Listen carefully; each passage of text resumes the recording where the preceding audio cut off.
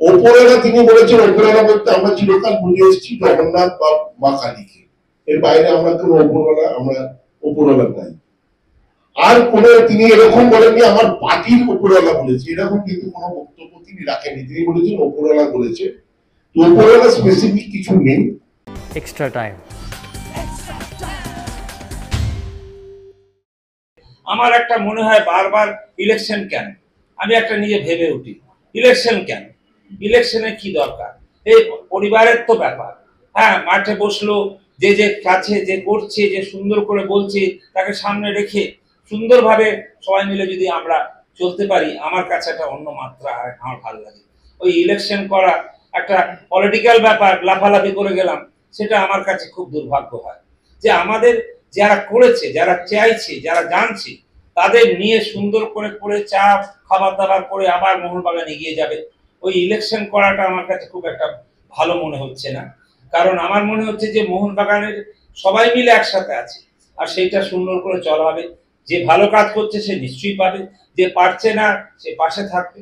অতএব আমার এটা ধারণা হয়েছে, আমার ভেবেছি যে আপনারা সবাই আছেন, তবে এমন সুন্দরভাবে বুঝিয়ে দিল যে কি করতে হয় কি করতে না হয়। এরকম আমাদের জীবনে তো হয়নি, কিন্তু এই জীবনে এসে আমার এত ভালো লাগছে।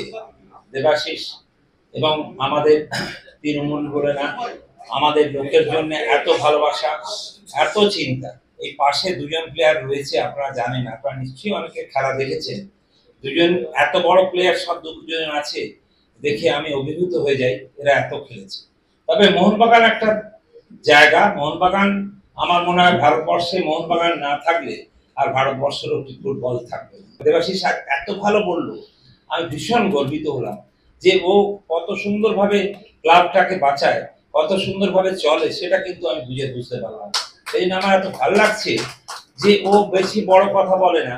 কিন্তু আমি কয়েকদিন যাতায়াত করেছি, আমার তো যাতায়াত হতো না, আবার চলে এলাম। যে মোহনবাগান আমাদের একদম ভীষণ প্রাণবৃত্ত ব্যাপার। আর সত্যি বলতে কিছু মনে করবেন না, আমি মোটামুটি ফুটবল খেলেছি যখন মোহনবাগানের সাথেই সব খেলেছি। এবং মোহনবাগান একটা এমন দল, আমার ধারণা যে মোহনবাগান যেখানে থাকবে সেখানে শ্রেষ্ঠ প্লেয়ার আসবে, শ্রেষ্ঠ খেলা হবে, সব মানুষ ভালো হবে। যিনি বলেছেন আমি বিশ্বাস করি তিনি একজন মোহনবাগান সদস্য হিসেবে বলেছেন, নট অ্যাজ আ মিনিস্টার। এটা আমি বিশ্বাস করি। আমি মোহনবাগান সদস্য হিসেবে বিশ্বাস করি। এক্সিকিউটিভ কমিটি এক মাসে শেষ হয়ে যাবে, কিন্তু নির্মূল সদস্য তিনি তার বক্তব্য রেখেছেন।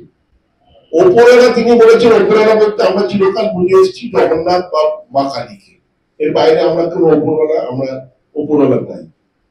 আর কোন তিনি এরকম বলেননি আমার পার্টির ওপরওয়ালা বলেছে, এরকম কিন্তু কোনো বক্তব্য তিনি রাখেননি। তিনি বলেছেন ওপরওয়ালা বলেছে, ওপরওয়ালা স্পেসিফিক কিছু নেই। দ্বিতীয় হচ্ছে, আপনারা যদি দেখে থাকেন অনেকে এটার থেকে অনেক মানে বার করার চেষ্টা করছে, মাননীয় মুখ্যমন্ত্রীর নাম ধরে মানে বার করার চেষ্টা করছে।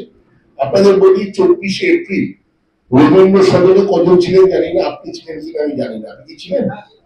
আপনি যদি ছিলেন, আপনাকে আমি দয়া করে বলবো আপনি মমতা বন্দ্যোপাধ্যায় এটা বক্তব্যটাকে বাড়িতে গিয়ে আরেকবার শুনুন। তিনি বেঞ্চমার্ক করেছেন মোহনবাগানকে, ইস্ট বেঙ্গলের সামনে বলেছেন এরা যেভাবে মোহনবাগান চালাচ্ছে তোমাদের শেখা উচিত। মমতা বন্দ্যোপাধ্যায় আজ থেকে এক মাস আগে, 24শে এপ্রিল, আজকে 22শে মে, এক মাস আগে যে ক্লাব, যে কমিটির এরকম ভূয়সী প্রশংসা করলেন, সেখানে 3বার তিনি আমার নাম নিয়েছেন, নাম নিয়ে বলেছেন, তো তাকে তো সরানোর কথা তিনি বলতে পারেন না। আর তার যদি কোনো বক্তব্য থাকে, তার সঙ্গে আমার যা সম্পর্ক, তিনি আমাকে তো ডেকেই বলে দেবেন যে তুমি আমার দাঁড়িয়ে। কিন্তু সেই ধরনের মেসেজ আমার কাছে আসেনি। এই দুদিন আগে আপনারা হয়তো অনেকেই জানেন, ডেফিনেটলি ওটা মোহনবাগানের মঞ্চ ছিল না, ওটা অন্য সিআইএ এর মঞ্চ ছিল, যেখানে ওনার সঙ্গে আমার দেখা হয় শিলিগুড়িতে। আমরা ছিলাম প্রায় একসঙ্গে ডায়াসে, ওখানে আমার সঙ্গে ওনার কথা হয়। ডেফিনেটলি সেটা ব্যবসায়িক কথা, সিআইএ কেন্দ্রিক কথা, কিন্তু সেখানেও তো উনি বলতে পারতেন। উনি ওরকম ধরনের কোনো কথাই বলেননি। কিন্তু ওনার নাম করে যে কথাগুলো বলা হচ্ছে, আমার মনে হয় এটা ঠিক নয়। এখানে রাজনীতির রং না আনাটাই ভালো। কোনো রাজনীতি আমি আজকে প্রসূন ব্যানার্জি যে বলতে এসছে, আমি বারবার বলছি, আমি ওনাকে সংসদ হিসেবে পরিচয় করাচ্ছি না। ওনার কিন্তু জামাটাই বলে দিচ্ছে উনি কি। এখানে পরিচয় হচ্ছে উনি মোহনবাগান রত্ন, মোহনবাগানের প্রাক্তন অধিনায়ক, ভারতের প্রাক্তন অধিনায়ক, অর্জুন প্রাপ্ত পুরস্কার প্রাপ্ত একজন ভারতবর্ষের অন্যতম সেরা প্লেয়ার। সরকারের আশীর্বাদ ডেফিনেটলি দরকার। এই যে আপনাকে আমি কথাগুলো বললাম যে আমরা কি করতে চাই, সরকারের আশীর্বাদ ছাড়া তো এগুলো সম্ভবপর হবে না। যা গত 3 বছরে আমরা করেছি, আমি মুক্ত কণ্ঠে ধন্যবাদ এবং কৃতজ্ঞতা জানাবো মাননীয় মুখ্যমন্ত্রী মমতা বন্দ্যোপাধ্যায়কে। কারণ তার যদি আশীর্বাদ আমাদের এই 3 বছর আমাদের সাথে না থাকতো, তাহলে আমরা এই এত কর্মকাণ্ডে আমরা করতে পারতাম না। তো তাকে বাদ দিয়ে আমরা তো ভাবতেই পারি না এগিয়ে যাওয়ার ব্যাপারটা। তো সেই জন্য তার সঙ্গে আলোচনা করেই আমরা সব করেছি এতদিন ধরে। তার আশীর্বাদে তিনি, আপনারা জানেন কিনা জানি না, মোহনবাগান ক্লাবে, এখানে অনেক পুরনো যারা জয়ন্তদা আছে হয়তো বলতে পারবে, আপনারা কি জানেন মাননীয় মুখ্যমন্ত্রী মোহনবাগানের প্রোগ্রামে এসছে, কিন্তু মোহনবাগান ক্লাবে কোনোদিন আসেনি। মোহনবাগানের প্রোগ্রামে নেতাজি ইন্ডোর স্টেডিয়ামে এসছে মুখ্যমন্ত্রী হয়ে, ক্লাবে কোনোদিন আসেনি। আমাদের এই কমিটি হওয়ার পর দুবার মোহনবাগান ক্লাবে এসছে।